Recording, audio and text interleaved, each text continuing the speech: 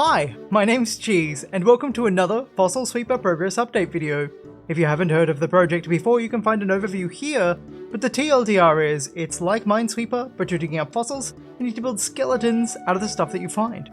Over the past month or so, I've returned to the assembly phase to do some more work on the background, and I've given initial behaviours to the avatar in the map phase. A chunk of August also went to participating in a game jam. Cassie Albani and myself made a nice little space management game that you can check out. It's kind of rough, it's a little bit fun, but for now, our focus is Fossil Sweeper.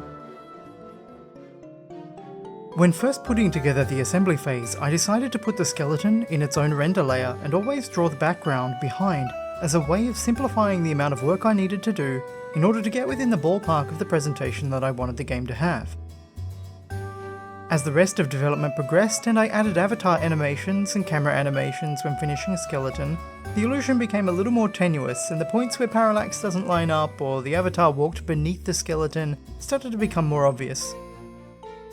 I used the axis-aligned bounding box, or AABB, of the posed skeleton to determine how far back the shelves needed to be placed so as to not intersect with the skeleton while still leaving room for the avatar to walk around, and dynamically arranged everything around that. I then updated the avatar pathing to avoid stopping at the gaps between shelves and only choose destinations that are on screen, which makes a big difference for tiny skeletons where the camera is up really close. Another thing I popped in was some tape on the floor scribing the bounding box of the posed skeleton and giving a vague impression of its scale. Initially I was thinking of making this yellow and black striped caution tape, but the default rendering for no material is off-white, and I ended up liking how that suggested masking tape. I extended each side of the tape by a random amount past the intersection to make it look a little more human-placed.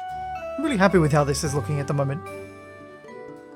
Back in the map phase, I finally made time to give some attention to the player's avatar, who has been standing in the same spot, patiently waiting for several years now.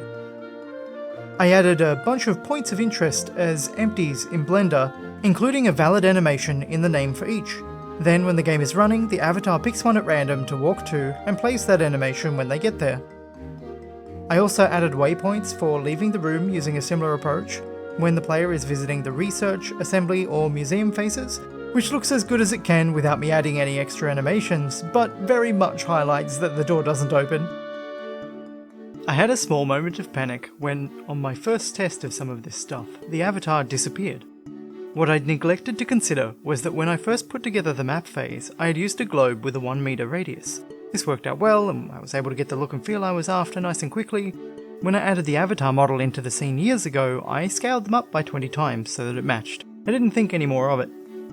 My avatar movement code does some stuff that involves slurping or blending between two quaternion rotations, and when I update the avatar's transform with a new basis, which is a matrix that Godot stores a transform's rotation and scale in, I wasn't carrying forward the old size, so rather than disappearing, I just had a 100 mil tall avatar wandering around on the floor below.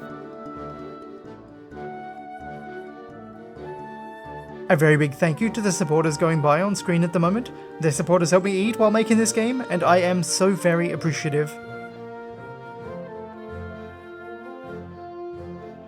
A huge thanks also to Screen Tasmania, who supported this project with a small grant.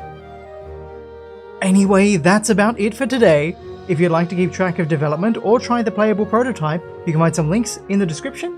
And if you're super keen to check out what we talked about here today, I make early test builds available to my supporters on Patreon. Thank you for watching, and goodbye!